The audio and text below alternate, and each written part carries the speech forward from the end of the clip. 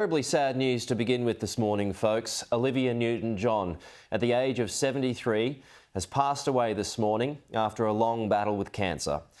Her husband, John Easterling, posted the news online confirming Dame Olivia Newton-John passed away peacefully at her ranch in Southern California this morning, surrounded by family and friends. We ask that everyone please respect the family's privacy during this very difficult time. This posted just over an hour ago. Olivia has been a symbol of triumphs and hope for over 30 years, sharing her journey with breast cancer. And tributes, as you would expect, began immediately. Grease co-star John Travolta said, "My dearest Olivia, you made all of our lives so much better. Your impact was incredible. I love you so much. We will see you down the road and we will all be together again. Yours from the first moment I saw you and forever. Your Danny. Your John." A loss felt... Sandy? Tell me about it, Stern. Australia's golden girl, gone too soon. A superstar of the stage and screen for almost 60 years, Olivia Newton-John spent her life dazzling and delighting millions. Without your love, I'd be nowhere at all. I'd be lost if not for you. Born on September 26, 1948 in Cambridge, England, Olivia grew up in Melbourne with her father Brindley and mother Irene. At the age of 14, lovely Livy became a regular on Australian television, appearing on The Happy Show. Her star continued to rise after winning a talent contest on Johnny O'Keefe's TV show Sing Sing Sing. Not long after, she moved to the UK and in 1966 recorded her first single. In 1971, Olivia released her first solo album, If Not For You. During this period, Record Mirror magazine voted her best British female vocalist. Her signature song, I Honestly Love You, landed 3 years later, giving Olivia her first #1 single. In 1973, Olivia received her first Grammy nomination for Best Country Female with the hit Let Me Be There. Let me be there in your morning. Let me be there in your night.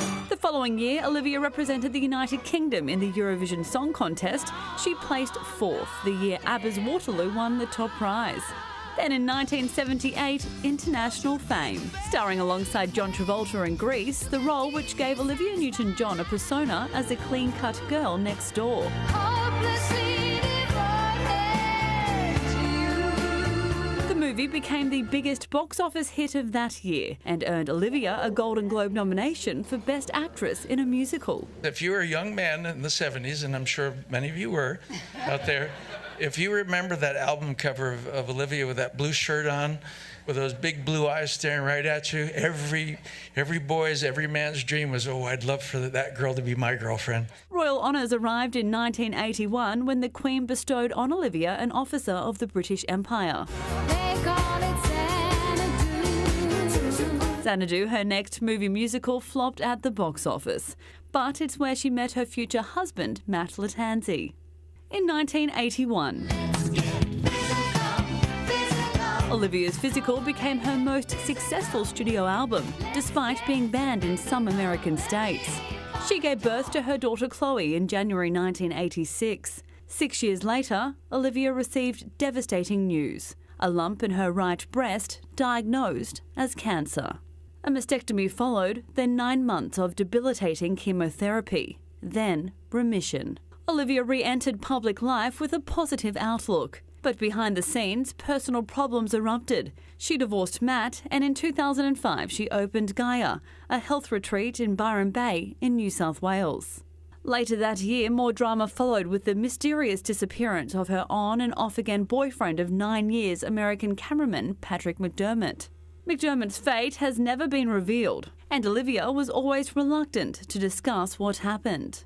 In 2008, a host of celebrities, including Sir Cliff Richard, Jane Seymour and Joan Rivers, joined Olivia to walk the Great Wall of China to raise funds for the fight against cancer. Later that year, Olivia married businessman and rainforest conservationist John Easterling. The Olivia Newton-John Cancer Research and Wellness Centre in Melbourne was established in 2015. And then, 21 years after beating her first bout of breast cancer, the disease returned. She found a lump in her right shoulder. Olivia kept her illness private, beginning conventional and natural therapies. Although the tumour got smaller, it still spread. And in 2018, doctors found a third cancer in her lower back. Her cancer journey drove her to become an advocate for medicinal cannabis. A life full of love and light.